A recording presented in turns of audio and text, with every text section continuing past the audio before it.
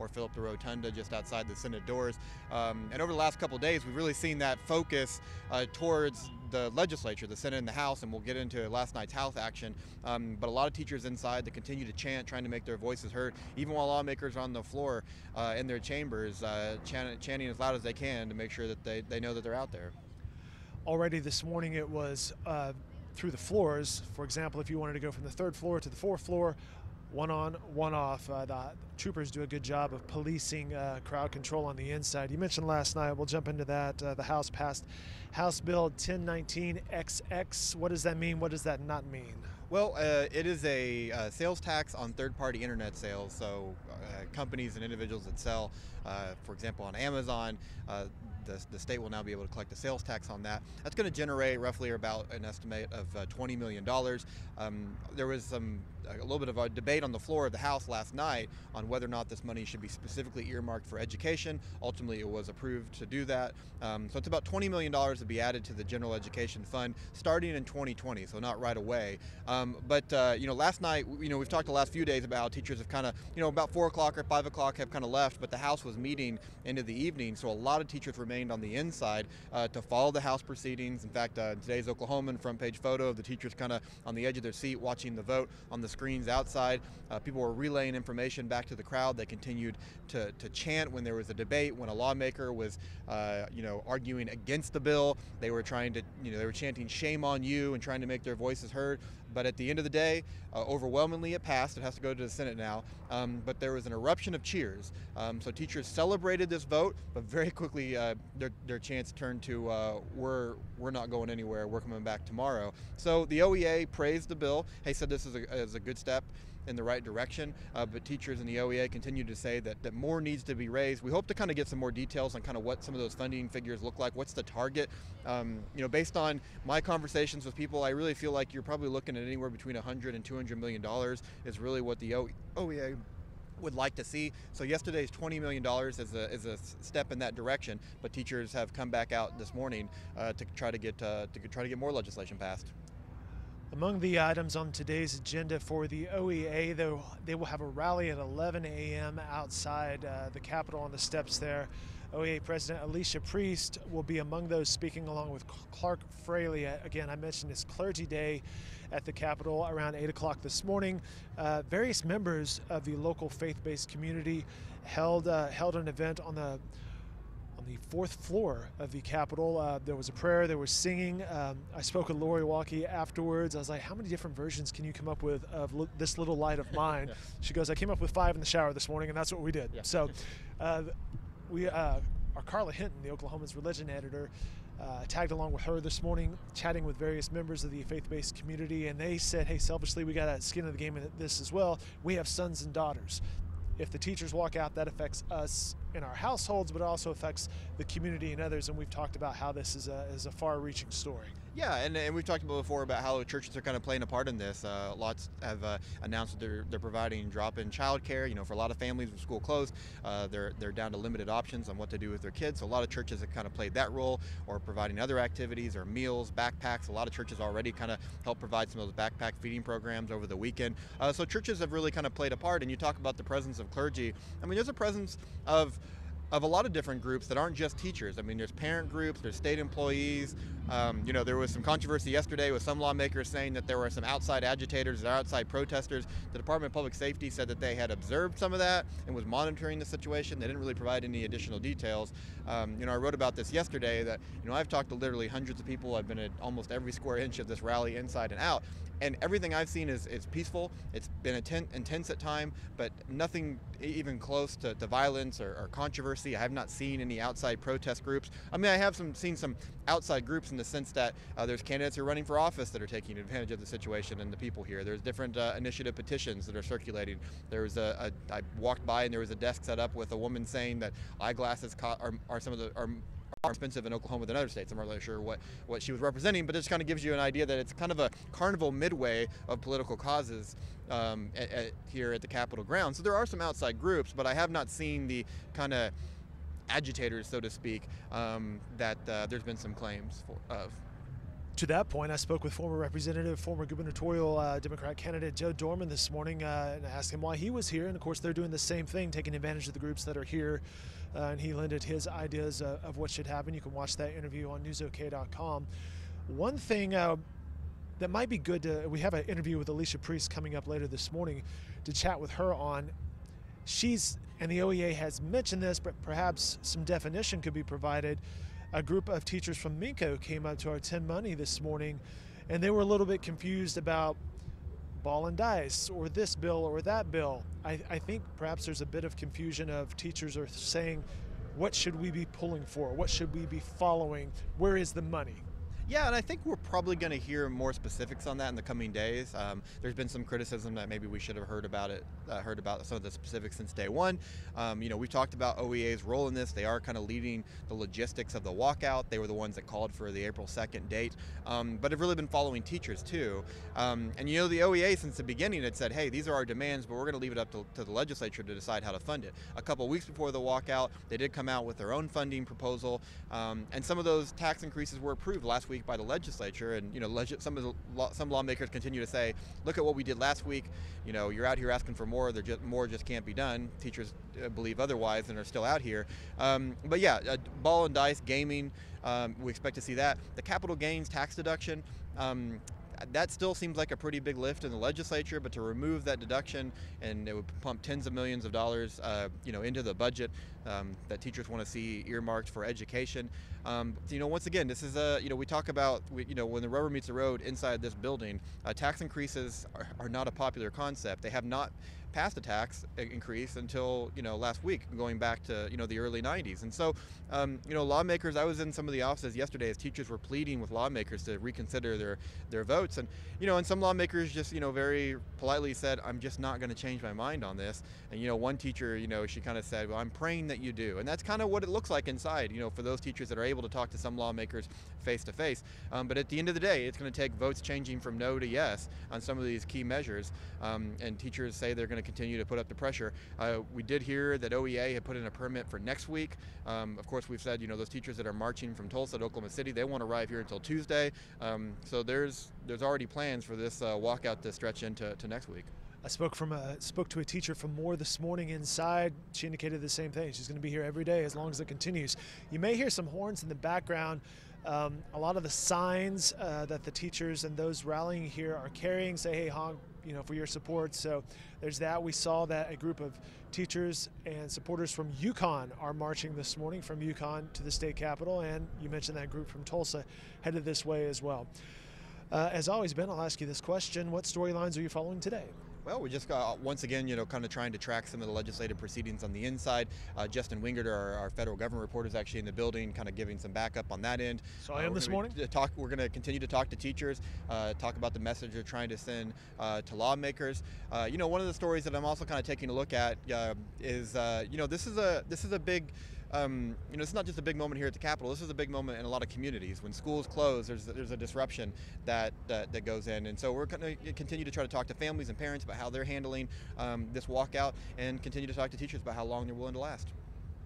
It'll be very, very interesting. We'll have ongoing coverage, as Ben mentioned, on our website, newsok.com, and our various social media platforms. Ben, we mentioned we were going to have an interview with Alicia Priest this morning, and we'll have a more in-depth interview. But she's right here, so she's going to jump right in our live shot. Alicia, it's great to see you. Thank you. Thanks for having me. President of OEA, and Ben, if you want to fire away a few questions for her. Hey, how's today going so far? Clergy Day here at the Capitol. I know you have fantastic.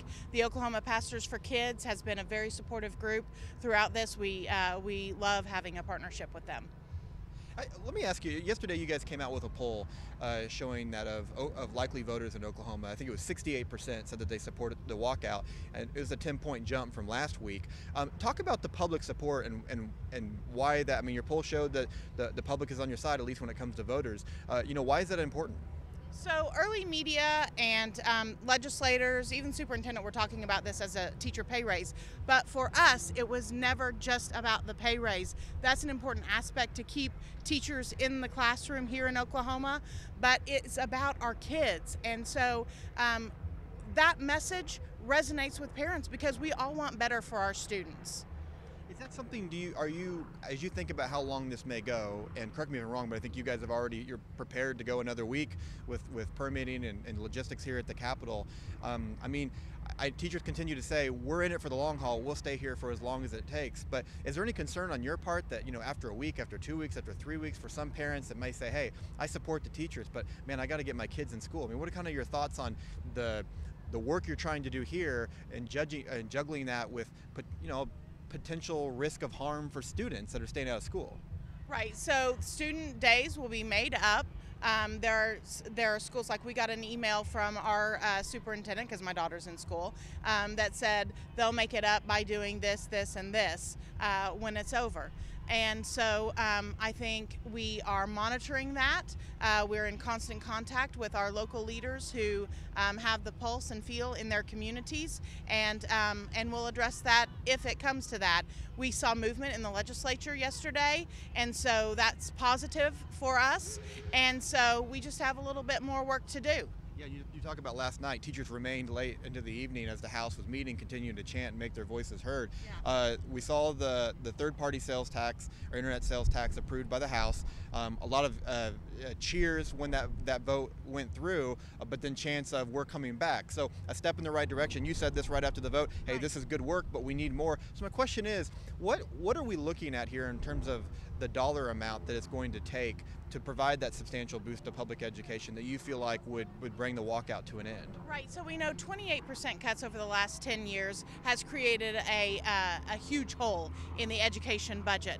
And so we know that we're not going to be able to get back to that funding level in year one. So we have to have a pathway forward. We need the legislature to show us that they're committed to that pathway forward to getting us back to the funding from 2007, 2008, and beyond. Our teachers want more than a textbook a student. They need to be able to get those supplies that they need. We heard a teacher talk about doing an experiment with her students on mealworms, and the district couldn't even afford the mealworms to do the experiment, nor were any of her speakers working, so they gathered around and watched a silent video of someone else dissecting the mealworms. We can't have that. Yeah, and so the number you've asked for is $200 million originally to kind of make up for that decade Correct. Of lost funding. When you look at the textbook funding that was approved last week and about $18 million additional, the $20 million that's it's going to go into 2020, so you're getting up. You add that up, it's close to $100 million. Right. Of new funding for public education. How much more do you feel like it's gonna need? Because a lot of teachers and others are saying, all right, what's the end game here? What's the amount? If the legislature were to come out with a bill today that added another $50 million, would that be enough? Do you have an amount, a target? Right, we're very close, but the reality is it has to pass all the steps. It needs to pass the Senate. We need ball and dice to pass the Senate. We need the Amazon tax bill to pass the Senate, and needed to be signed by the governor. And so we're really close. We had asked for $75 million in year one, and we're concerned still about the hotel motel tax being backed out. We're still concerned about when the gas tax and the cigarette tax go to other agencies. It leaves a hole in the funding for education for next year. So that's why we need to see a path forward and how they're going to address those things. Alicia, I appreciate your time. Thanks for letting us ambush you here on the live feed. I appreciate it. Yeah. Thank you very much. Thank you. All right, Ben, interesting comments there. And I think that's the relevant question is, what's the end game? What's the goal line look like timeline-wise? Yeah, just hearing, we still didn't hear a specific number on what it's going to take. Whether or not that's part of the strategy. The OEA, the teachers could be saying, hey, we want to get as much as we can right now before we start setting that. But that's what you do in negotiations. But a lot of lawmakers continue to say, all right, tell us what it's going to take. To be fair, the OEA did put out a very detailed list of demands last month when they first announced that the strike was coming. It was $800 million in new funding and $200 million of additional funding to public education. But like you said, when you start to add up the $33 million for textbooks, about $18 million that's going into the education budget general fund. If the sales tax, the internet third-party sales tax eventually goes through with the Senate and the governor, you're talking about another 20. So we're getting about halfway to what their original demands were, and it'll just be interesting to see if those things go through, what more they'll be asking for. and the timeline of how fast they possibly go through. Yeah, I mean, that's another thing. I mean, I think it's fair to say that last night's vote on the third-party sales tax probably does not happen without this demonstration here. The vote probably doesn't happen last night without this demonstration here, and there was an amendment added to it that earmarked it specifically for public education, and that may not go through if it wasn't for the presence of teachers here. So I think it's fair to say that they have made a difference when it comes to the legislative process here at the Capitol when you just look at votes on bills. But once again, the OEA teachers are still back out here. They say more needs to be done. It's interesting. You spoke to, and I'll wrap it up here, you spoke to a couple teachers yesterday who perhaps were, as you mentioned earlier, a little bit frustrated with the response they got from their representatives. Both sides kind of dug in, hey, I'm not going to change my vote. A teacher I spoke with this morning, she indicated she had a good conversation with her legislature. So I'm assuming that teachers are seeing both sides of reactions. Yeah, I mean, I think they are. I mean, and this has kind of started to become a little bit of a partisan issue. The Democrats have made some attempts to, for example, bring the capital gains exemption repeal onto the floor unsuccessfully. I mean, when the House has met, you've seen Democrats that have tried to, raise point of orders or expedite bills onto the floor for a vote, and Republican leadership hasn't really gone along, at least until last night, with the amendment that earmarked the sales tax for public education. So yeah, I mean, in fact, Democrats have been exiting the House floor, raising a clenched fist, and and pumping up the crowd. And so, right now, Democrats really feel like this is this is kind of a good moment for them. But I will say, I mean, we've talked about this before. I don't know that this is not so much a partisan issue for teachers. I mean, this is a bipartisan group of educators that are out here. In fact, one teacher that was talking to a lawmaker yesterday, she was rebuking the comments that Governor Fallon had made about kind of comparing teachers to teenagers wanting a car. And she said, like, hey, I love her. So I took that as a sign that she supports her. She's like, I think she meant well, but man, it just doesn't help when she says things like that. So even supporters of, the Republican legislature here, and most teachers are Republican. We've looked at that. We've compared the voter rolls and compared it to the teaching license list. They reflect the state as a whole. This is a largely conservative Republican state, or largely anti-tax state, but yet educators are out here demanding change. We'll leave it right there. Big thanks to Todd and Paige back at the control room with the Oklahoman for helping us produce, and Tim Money behind the camera right here. Nice job of grabbing Alicia Priest. We appreciate her time this morning, the OEA president. She will be back live on the stage 11 a.m. We'll have that live on newsok.com. The rally continues. I believe there's another one scheduled for this afternoon at 1:30 as well. Ben Felder, Justin Wingeter, Carla Hinton out here at the Capitol, among others from the Oklahoman, providing coverage. And as you mentioned, not just here, but also across the community. And the community is certainly weighing in their support this morning outside the Capitol. Ben, thanks for your time. Yeah, you bet. All right, ongoing coverage at newsok.com.